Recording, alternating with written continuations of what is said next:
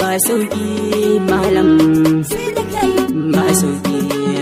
Kabir S Abubakar ne tare da Musa MD. So ba sauki soyayya ba sauki malam ba sauki soyayya ba sauki.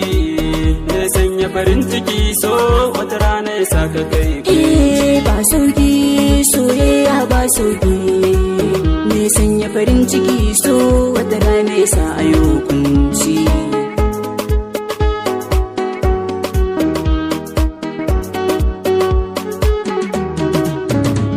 Daga zarar ka shige so hankalinka bai kwanciya, ko kayi kan gaskiya sha'anin sana da wuya.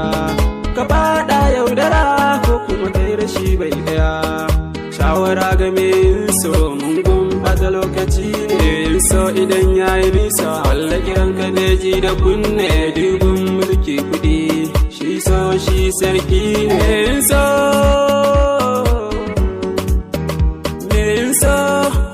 Sai dan shi a tare da mai sansa, ko ya kwanta baccin tsara ya tuna da abar sansa. Mi shi kan gaskiya sai mu ji sauƙin rayuwa. Gaman jini so in ka shige shi ka ji tamkar ka shiga yaƙi. So bala'i ne ba sauƙi maganar so ne haka na rubuta. Ku jira ku ji dan yanzu za ni karanta. Nazari da tunani haka yasa na fahimta. Ga aya na janyo yanzu za na fasata. Duk mai so samun sa ido sosai ka yawaita, to daga na za ka gane dukkanin magana ta. Lura da shi zai zamo tamkar yaro mai tatata. Damuwa da tunani za su zamo masa abinci. Soyayya ba sauki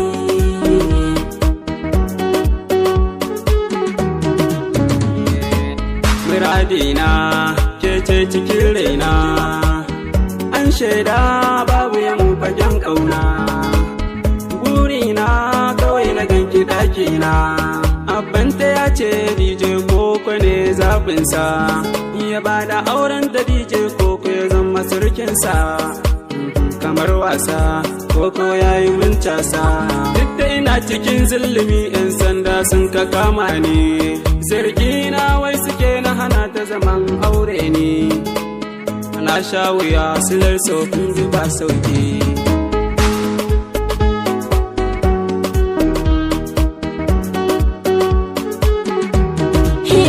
Mai yin so da monisa tana da yawa gudubawa.